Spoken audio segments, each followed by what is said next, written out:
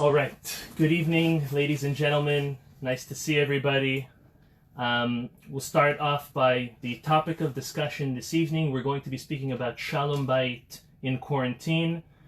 That is marital peace during quarantine, during coronavirus. I also coined the term CoronaBayit, which sounds like Shalom Bayit, which is extremely necessary during these times. Maintaining that marital peace during all of this chaos that we will speak about. Before we get into it, I want to make a very deep, heartfelt thank you to our dear friends and corporate sponsors for tonight's class, Ari and Shira Sipper. Everyone could clap. From Kush Jewelers. All of us who live down here in South Florida know Kush Jewelers. Right off of I-95 in Sterling, eastward. That's where you got to go. It's a great idea for a sponsor for a Shalom Bayit class, obviously, because part of Shalom Bayit is jewelry. So a big shout out to Ari and Shira for not only pushing me to do this, but helping me organize it. So a big thank you to Ari and Shira and Kush Jewelers. Thank you for your generosity, your continued support, and for helping us keep on spreading Torah throughout the world, especially during these difficult times when the Jewish people need the most amount of Torah study. Secondly, unfortunately, 2 weeks ago, Mrs. Chana Sipper passed away from coronavirus. She lived in Gateshead, England, and this was Ari's grandmother. So tonight, Ari and Shira are dedicating the class in her memory, Chana Yehudis Bas Rabbi Yitzchak. So may her soul have an elevation, and may all the Torah that we learn together really help her with the great merit. Okay, let's start. First thing that I want to mention about Shalom Bayit, about marital peace, peace in the home, is that everybody's interested in Shalom Bayit. Everyone's interested to hear about relationships, and especially marriage. And that is because we can all confess, we don't need to say it out loud, I'll say it for you. Everyone suffers in this area. It's an area where people, everybody, is looking for help. And it's the number one issue that are facing people's lives on a day-to-day basis. So, coming together as mature adults, we are coming because we are not giving up hope. We're not giving up on our relationships. And we thank God that we have the opportunity, we have the tools to ameliorate our marriages by learning about the topic through the lenses of our amazing Torah. So as an introduction to that idea, consider the following analogy. It's a great one, and it's a very true one. I read this from Rabbi Noach Weinberg, Zecher Tzadik Livracha, the founder of Aish Torah Global. He says, imagine that someone came up to you and offered you $10 million to build a bridge across the Hudson River. He comes over to you and he says, you'll be supplied with all the tools, the equipment, everything you need. There's one condition. The one condition is that you yourself need to be the only engineer involved in the project. And he asks you, will you take the job? So, what are you thinking to yourself? $10 million? Of course I'm going to take the job. You're Jewish, right? Of course you're not going to pass up on it.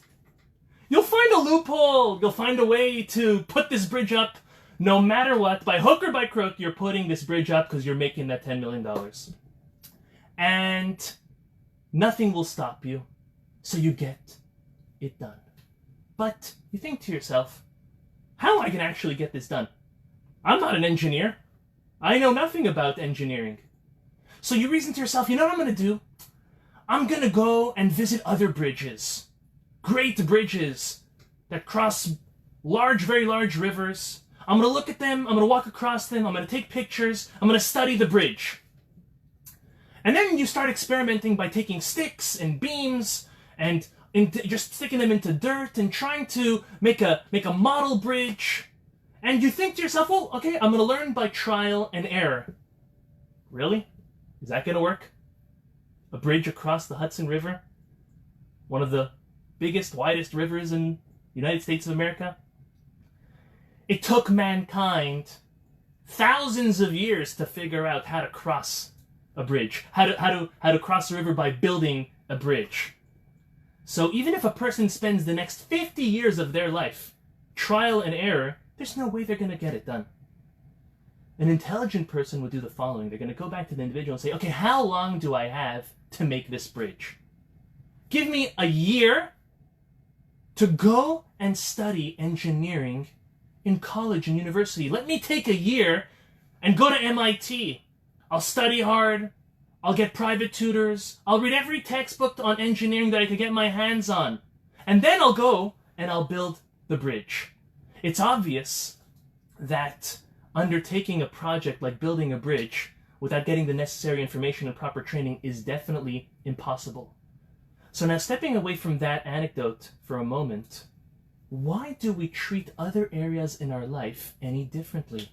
Why do we approach other areas in our life with absolutely no training? Choosing a career, getting married, raising children, to name a few, all without professional training. And you know what we do? We think, yeah, we'll figure it out. A little trial and error here. Okay, so if we get divorced, so what? We'll try again.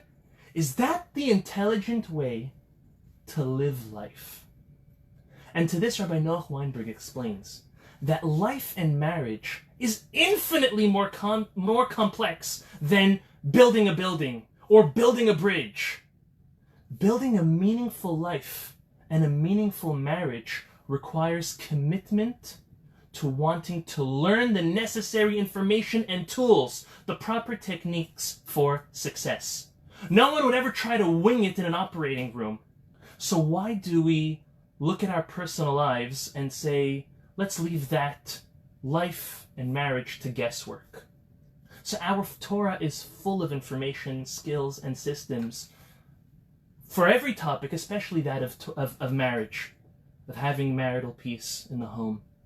And that's what we, B'ezrat Hashem, with the help of God, are going to go through in tonight's class. We're going to go through a tidbit. There's so many, and hopefully we'll be coming out with more of these 40-minute power classes on trying to leave a strong, impactful idea on the topic at hand, and this one is hopefully going to be Shalom Bayit. So we're going to go through, in my opinion, something which is going to help us start turning our marriage and changing it from surviving into thriving. So let me just speak a moment, and I'm sure we've all heard so much about it, but let me just speak a moment about the past 6 weeks, and specifically over the past 4 weeks when the effects of the virus were setting in tremendously. There's a lot of, I'm just going to rattle off a couple of important things. First of all, there's a lot of fear. It's the fear of the unknown. There's so much news, there's conflicting opinions, there's a lack of clarity. No one knows who to believe, what to believe. No one knows what's going to happen. People are getting sick. Most are recovering. Some people aren't making it, they're passing away, including of many people that we know. And it leaves us in a state of panic. Next is, we're told that we have to quarantine. We quarantine for 4 weeks straight. The schools are closed. The synagogues are closed. The restaurants, entertainment, travel, most businesses are all closed. This results in a tremendous amount of stress in the home. People's fuses are so short these days. Because it's fear. It's a pandemic. And there is what to be scared about, obviously. All of these feelings and this information is valid. But as a result of all this, we find ourselves, number one, spending way more time at home with our spouses, with our children. Now, that does sound romantic for the first 7 days, but after a month, and to date it's been almost 1,100 hours, if you've been calculating. I have, so I don't know about you. But it's been almost 1,100 hours of quarantine. And people just don't know what to do with themselves. They don't know how to keep the calm during this chaos. So first of all, I have good news to report back, and that is that break-ins to homes are on an all-time low. You ask, why? So, it has been reported that robbers and thieves they all know that men are home and their stress level is through the roofs. Especially down here in South Florida when people have firearms, everyone just wishes to shoot something or someone. So all the thieves and all the robbers, they're smart. They know I'm not breaking into anyone's home because all the men are sitting on their couch. They feel this anger and this urge and this fear all at once. They so to say they wish they could shoot their family members, but that, thank God's, not happening. So all the robbers and thieves are not breaking in. So that's one good thing I want to report back to everybody. The second is that people ask each other, and I'm sure you've done this and people are doing this back to you, how you doing? You know, someone that you haven't spoken to in months, maybe even years, you get a text from them. How you doing? So you say, good, thank God, and you. And then they go, how's the kids? So first of all, when people ask how you doing and how's the kids, let's give them the benefit of the doubt. They're obviously doing it because they care, but let's not also be naive. Sometimes people are just trying to poke for new news that they haven't heard about. But let's say that they are really sincere about it. So I was speaking to someone this week, and I was sincere in my asking, how are you doing and how are your kids? So listen to what the fellow answered me. I think it's absolutely hilarious. I'll share it with you.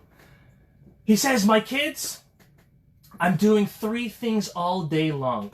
Number 1, I'm making sure no one hurts them or kills them. Number 2, I'm making sure they don't hurt or kill each other. And number 3, I'm making sure that I don't have to hurt them. People are at their wits' ends. And we have to remember, it's not their fault. Just like it's not our fault. For the kids, life has completely changed. They're no longer in school. They're having social changes. They're learning changes. They're at home. They're spending more time with you than they ever imagined. It's very different and hard for them.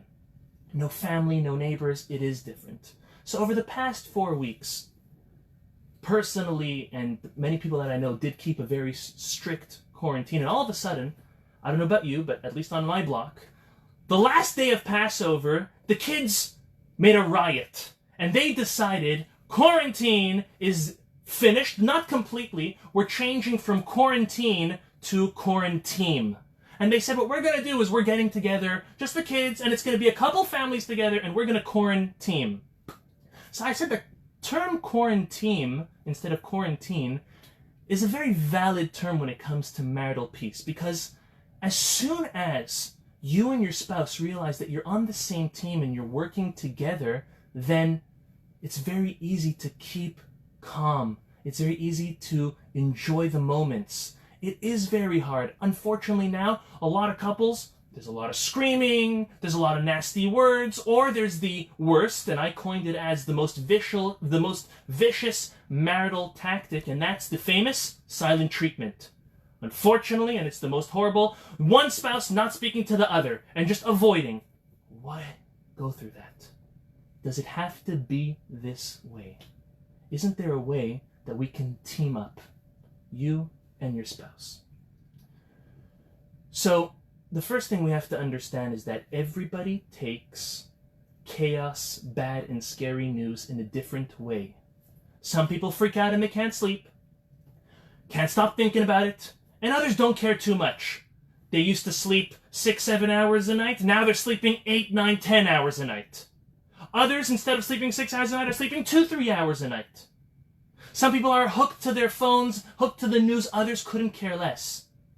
But that's the first thing we have to recognize, and this is a global concept, an idea of marriage and peace, which even extends marriage, and that is realizing that there are different opinions and that there are differences in people. You may be different than your wife may be different than you, than your husband, it's fine.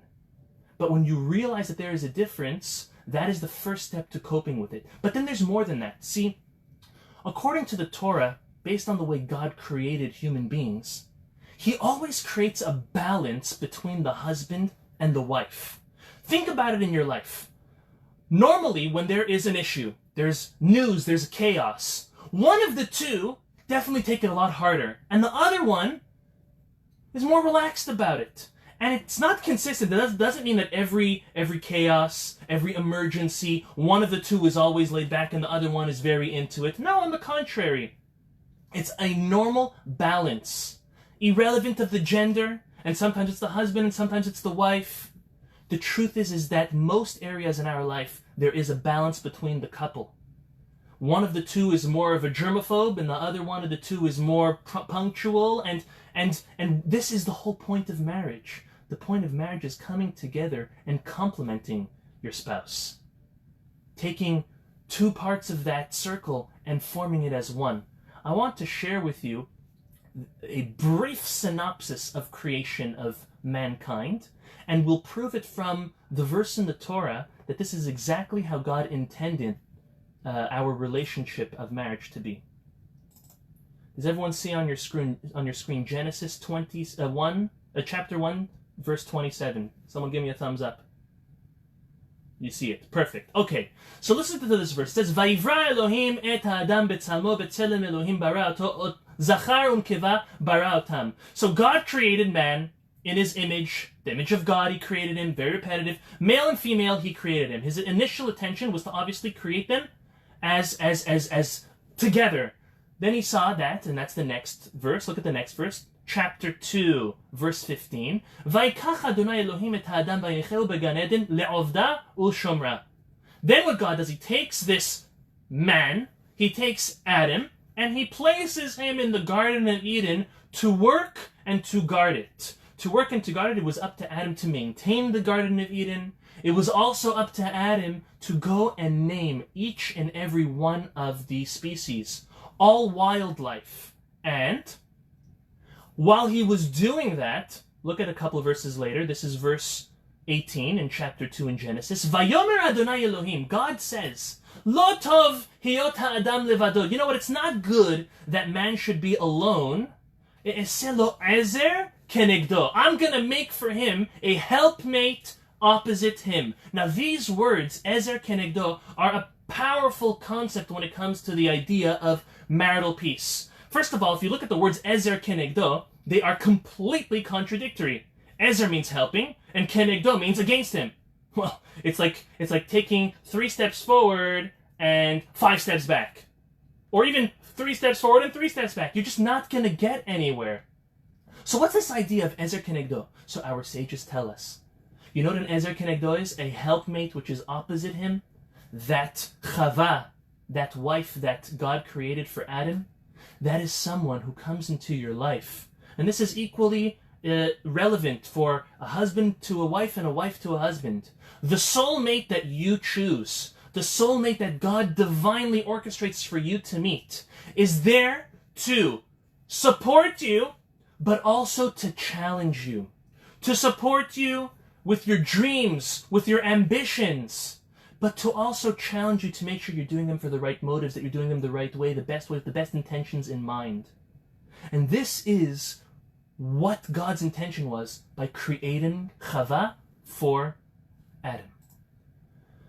Now, I want to share with you, with this introduction, I want to share with you one of the most important concepts that pertain to marriage that we actually see from this very, very verse. And this verse is chapter 2, verse 18.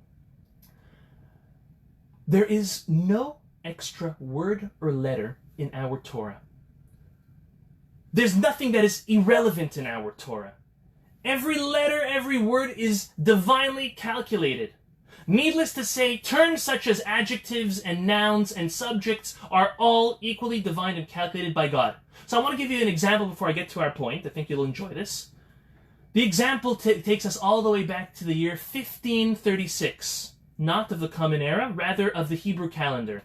Today we are 5,780. So in the year 1536, God comes to the world. Oh, he's in the world, obviously. He comes and he recognizes that the world is in a very sinful place. And he decides he needs to wipe out mankind off this earth, but it even surpasses that, the Torah tells us, and wipe out the entire earth and start a new beginning.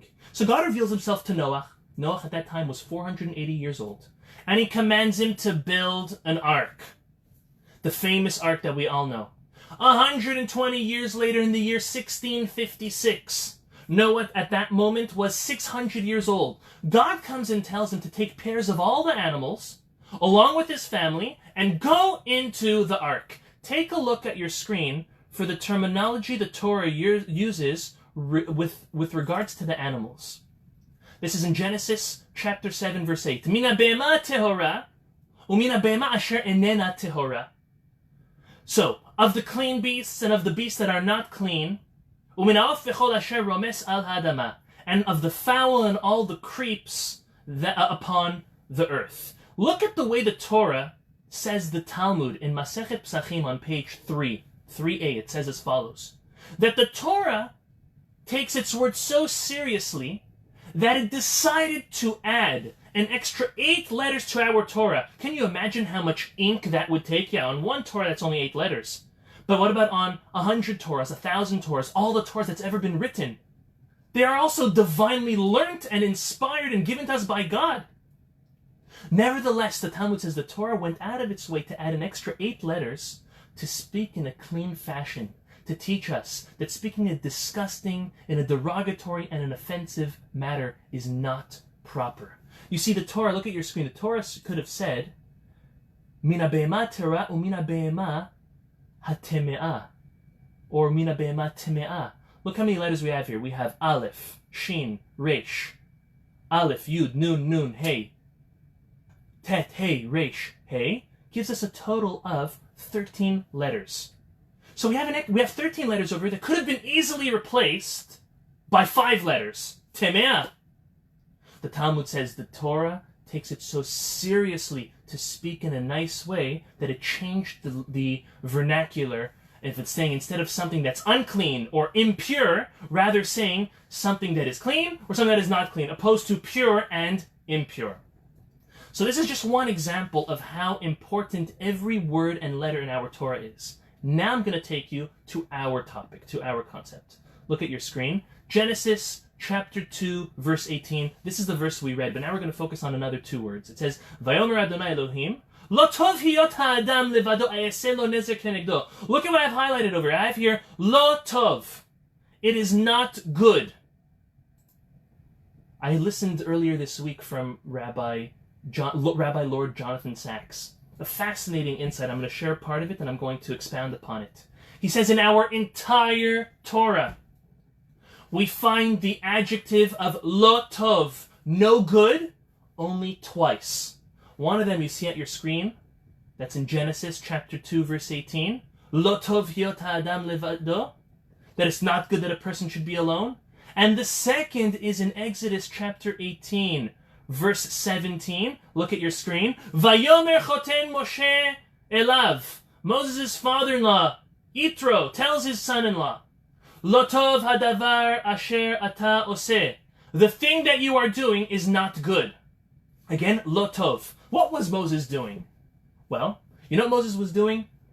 Moses was judging and teaching the Jewish people alone, day in, day out. Millions of people were learning from one person.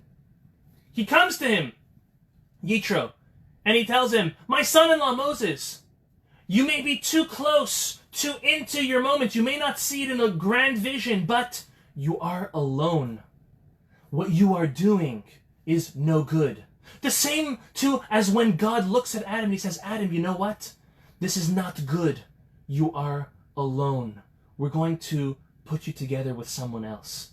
And just like by Moses, he accepted what his father-in-law said and he created a tier system that there's going to be smaller courts or smaller scholars that report to wiser and bigger ones and bigger, all the way that the greatest and most important cases and teachings were taught and directed directly from Moses. However, what we see as a common relation between both of these verses, both of these scenarios, the only 2 times in our entire Torah that we see lo tov, that it is no good, is that the Torah deems solitude as no good.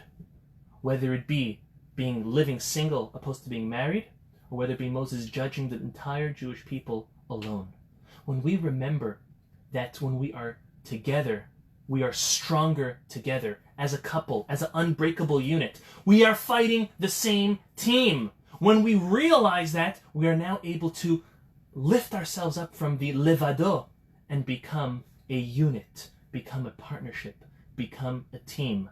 Unfortunately, I was actually discussing this with one of my best friends in Israel, Rabbi Becker, And he said, it's so funny, he was speaking about the same topic with his father a couple days ago, and they came out with a fascinating insight. They said, if you look at the verse, it says, Lotov hiot ha'adam levado, meaning, if the person does not go and have that ezer kenegdo, that helpmate, which is opposite him, but his helpmate, his spouse, if a person does not live together with one unit with their spouse, they fall prey to maybe getting into the position of levado, of alone. And as we all know, there is nothing worse, there's nothing scarier than being alone.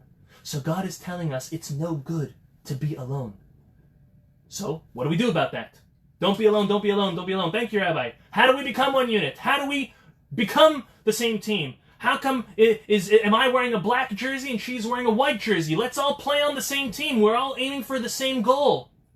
How do we unite as one? So the Torah tells us that we are obligated to consider our spouse just as ourselves as one unit. Take a look at your screen. This is in Genesis chapter 2, verse 24.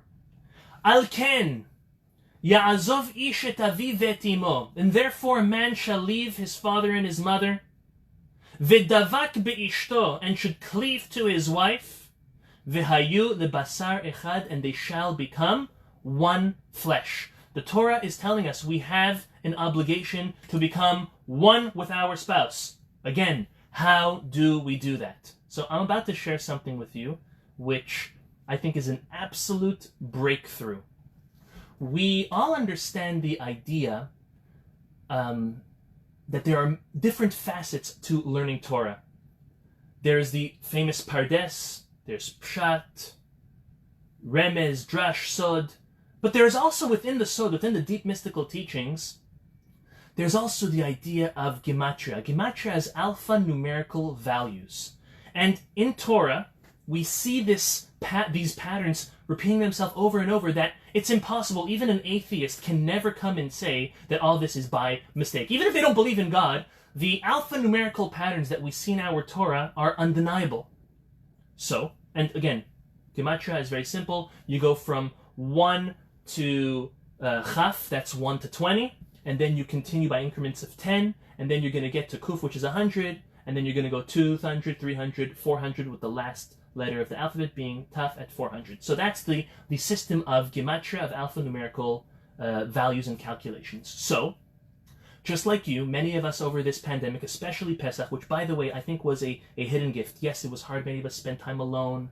Yes, our kids were home for Pesach preparations. But between you and I enjoyed Passover's week, that's let's say last week or a week and a half ago, way more than this past week. Because there is an air of holiday, there is an air of no electronics, spending quality time. Now everyone's unfortunately stuck to their computers for work or for school, or to their phones and the news. There was something very peaceful to be said about the idea that we had this quarantine time during Pesach. But, just like you, all of us had a lot of extra time on our hands.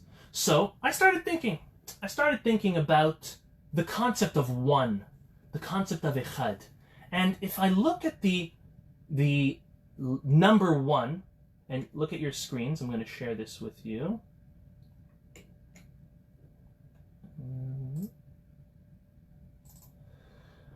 In the Hebrew vernacular, 1 is referred to as echad. You have a aleph, you have a chet, and you have a daled. Now, the numerical value of 1 is 13.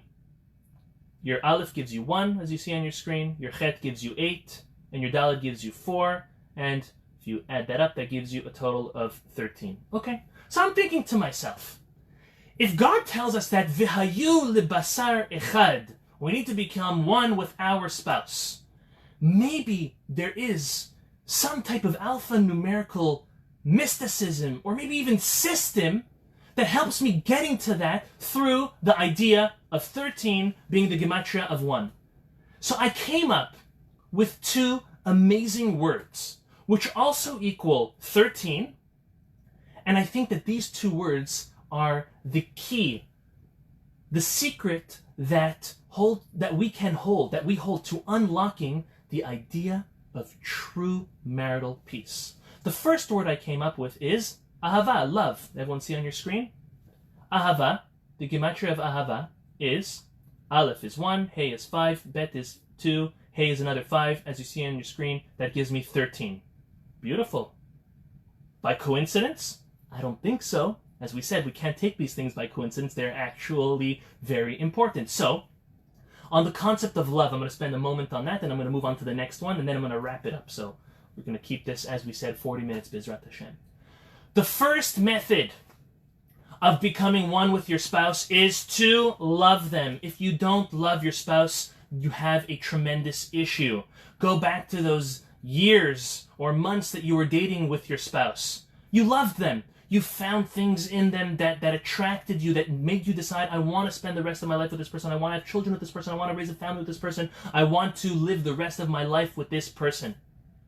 But sometimes along with marriage, that fizzles away. Why? How? So if we look at the true definition of love, contrary to popular belief, the root of the word ahava, love, is, if you look on your screen, the hey and the bet in the middle. Hav means to give. When you give someone is when you start to love them. This is unlike the distorted and selfish definition of loving yourself. You know, love is as you love yourself. You love ice cream, you love steak, you love going on vacation. No, you enjoy what it does for your body. Or you love watching something, or you love a certain show, or you love another person. Do you love yourself, or do you love what you're getting from that person, or you're getting from that show, or you're getting from that food? Or do you really appreciate and love that person for who they are through giving to them and seeing what you can provide for them? And this is a tremendous key with all relationships, especially in that of marriage, is that the more you give to someone, the more you love them. The more you invest in something, the more time you put in something, the more you love it. Emotionally, physically, spiritually. The more you spend time with something, the more you spend time at work, the more invested you are in a certain project you may be doing, the more you love it, because you are attaching yourself to it by giving a part of yourself to that project, to that thing, and in this case, to another person. When you give to someone, you're giving of yourself. You start seeing yourself in that other person. You start loving them even more. And that is the root of the word love. This, I'm going to now share with you the greatest proof to this concept. The greatest proof to this concept is you take a beautiful relationship, that of a parent and a child, who both love each other tremendously. Who loves who more? Does the parent love the child more? Does the child love the parent more? The Talmud teaches us a strong lesson. The Talmud says that the parent loves the child so much more than the child can ever love the parent. And the reason is because a parent does so much more for their children than a child can ever do for their parent. Why? Because they're more invested in them. Yeah, if you think of it, who should love who more than the other? Of course a child should love their parent more because they're receiving more. The Talmud teaches us this obvious proof that when you give to somebody is when you love them. So if you want to become one with your spouse, you have to start giving to him. You have to start giving to her. You have to understand that that will increase the love and that will turn you into one unit. Now that is in really a brief moment. Moving on to the next word I came up with, which is also equals 13. The word agada. The word agada literally means a tale, like a story. In the Talmud, it's referred to, there are different aspects in the Talmud. There are laws, and there are stories, and the stories that are recounted in the Talmud are referred to as agadata. Agadata is the tales of the Talmud, the stories of the Talmud. Also, we just finished the Passover Seder. While we are sitting there, what are we reading from? We are reading from a Haggadah. A Haggadah is telling over the story of Exodus to our family. So Haggadah is a tale. Haggadah is a story. Look how you get 13. Aleph is 1, Gimel is 3, Dalet is 4, and Hey is 5. Again, equaling to our magical number of 13. What does that have to do with marriage, you may think? So, listen to the following. If a person wants to grow with their spouse, become one with their spouse, they have to do what's called the very, very famous that everyone speaks about, that is a marriage maker or breaker, is communication. You need to speak to your spouse by telling them about your day, telling your tale, telling the story of your day, telling them the story of your life, your past, your present, even your future. But most importantly is your present. We have an obligation as spouses to speak to our spouse, to tell them about our lives, to tell them about our day, to tell them about our plans. This has to be done on a daily basis, our sages teach us. Taking the time to communicate, to spend quality time with one another, with no distractions, is what forms and bonds that unique and singular unit. Most of the time it's going to have to be at night. The proper prescribed time is normally at a minimum of 30 minutes a day. Every 24 hours, you and your spouse should be conversing, not about what needs to be done in the house, and about the kids specifically, or task or work that has to be done, but rather just speaking about each other, what's on each other's minds. 30 minutes is what's recommended. If that can't be done, and normally that can't be done sometimes of people's schedules on a daily basis, but at least 10 or 15 minutes a day. But realize that all of those 10, 15 minutes that you're minusing from the minimum of a half an hour a day are needed to be owed back. Not to your spouse, but to you. Because you and your spouse are one. When you realize that you are basar echad, one flesh, it's your unit, it's your team, then that will be the way that you form yourself as one. So just as a recap on those two, and then I'm going to give you my personal 3 suggestions, my top 3 suggestions to the coronavirus survival. So again, as a recap, number 1, Echad is the gematria, the alphanumerical value of Echad, and to become one with your spouse, you need to infuse ahava, which also equals 13, love into your relationship by giving towards your spouse. And then the third word, agada, which means tale, which means story, is communication. Speaking, telling your stories, telling your life, and listening, obviously, to your spouse. So here are my top 3 suggestions for survival during coronavirus, which will promote ahava, love, as well as agada, the communication. Number 1, and if you would like to take notes of this, because this is very important. If you need to take away anything from everything I said tonight, the first thing I want you to remember is Echad, Ahava, and Agada. Those 1, love, and tale all equal 13. And then the following 3 suggestions. Number 1 is creating structure. I'll expound. Number 2 is reading, and I'll expound. And the third I'll save for last. The idea of creating structure means make a schedule. In my opinion, tied in first place with communication, expectations is the equal number 1 stress in all relationships. It takes a deep stress and toll on many relationships, because in most relationships, the best way to keep it pleasant and loving is having no expectations. If a daughter-in-law will have no expectations from her mother-in-law, then that relationship will be perfect. If a mother-in-law will have no expectations from their daughter-in-law, then that relationship will be perfect.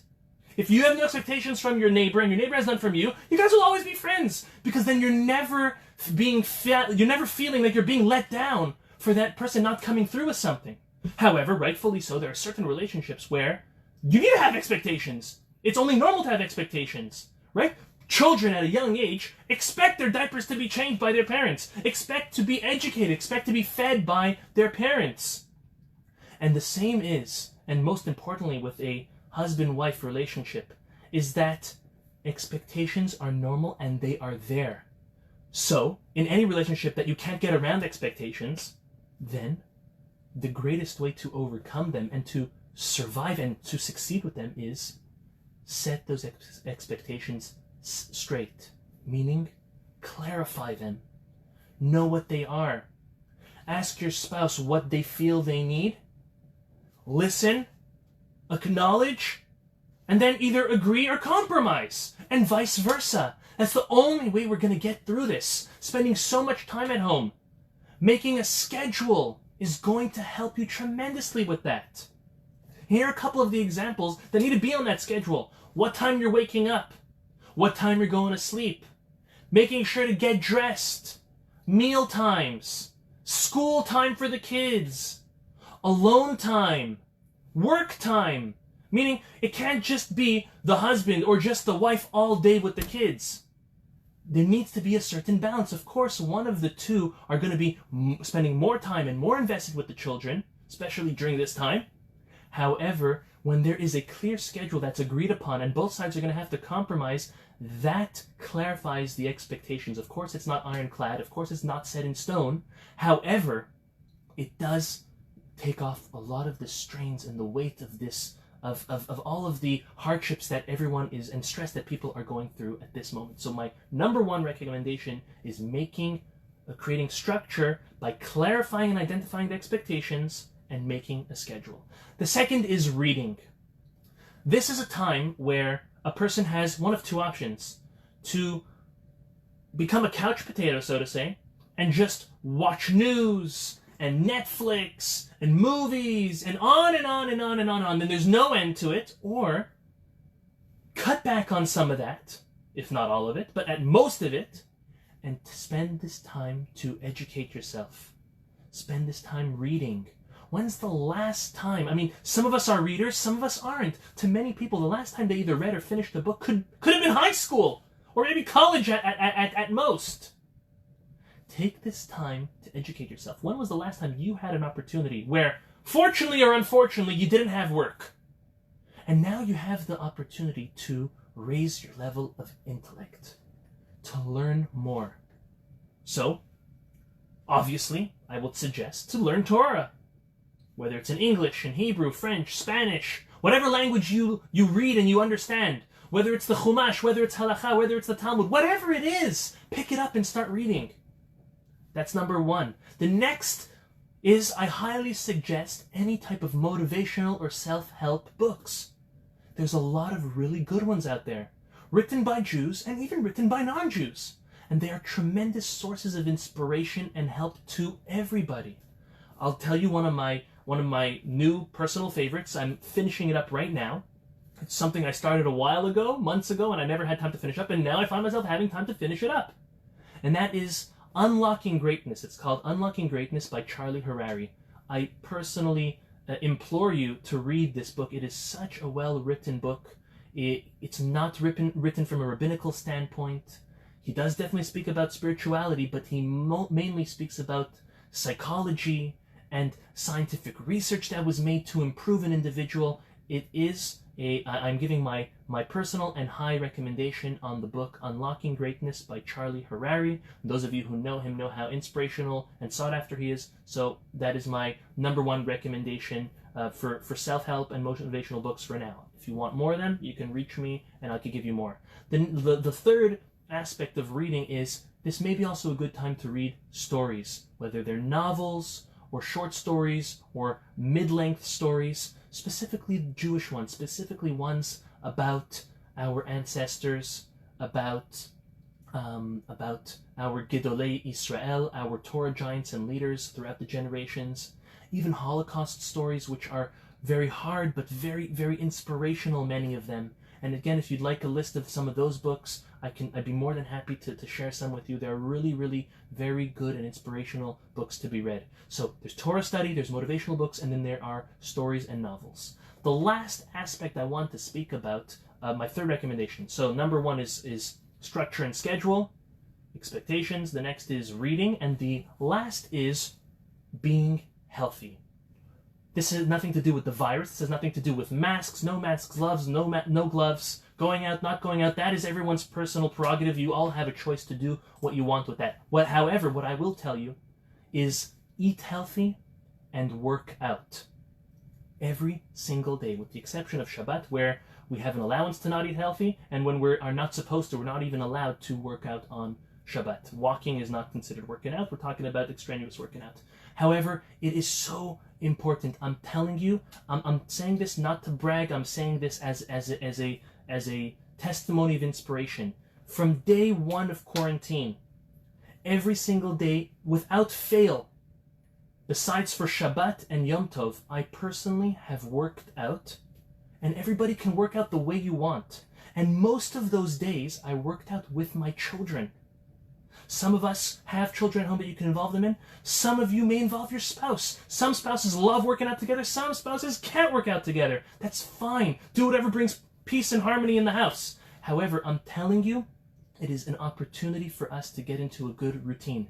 Making sure to eat healthy. Make the healthy choice. It is statistically proven that people, especially men that stay at home or work from home, do eat more. It's just too easy. You're right near the kitchen. You have your wife. Some of us, I mean, thank God, I'm so blessed, have wives that cook and bake tremendous and amazing things. It's up to both sides. It's up to the wife to provide healthy options, and it's up to the husband to make that choice to eat healthy options. So eating healthy, making sure to eat. Those of us, especially down here in South Florida, making sure to drink a lot of water. It's getting hot. But most importantly, work out. Whether it's a walk, a jog, cycling, if you have a machine at home, if you have nothing, just do push-ups and sit-ups and squats. There's so many things that you can do. Those of us who have a pool, do laps in your pool. Whatever it is, get your heart rate pumping. Many used to go to the gym and don't go to the gym anymore. So what type of shock are you leaving your body with having all that endurance and not doing it? Those of us who practice martial arts, don't stop. Continue. Continue your breathing exercises. Continue your kata, even though you're only able to do it alone. These are so important. I really implore you to take these 3 recommendations very seriously. Again, the numerical value of 13, echad, 1, ahava, love, and agada, tale, communication, and then making structure, schedule, setting clarified expectations, reading, and keeping healthy through eating the right choice, making the right choices through eating, and working out. At this point, we are hitting the 40-minute mark, and I'm officially done. I'm unmuting everybody. You may feel free to ask your questions, any question, primarily on Shalom Bayit. We want to keep it on topic, so if anyone has any Shalom Bayit question and you're not embarrassed to ask in public, go for it.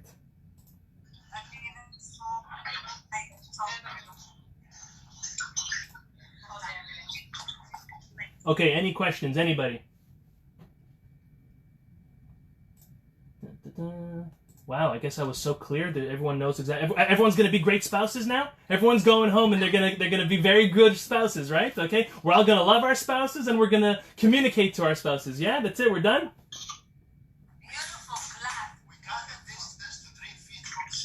Okay, good. Now, very good. 3 feet to 6 feet. Very good. Very good. Thank you.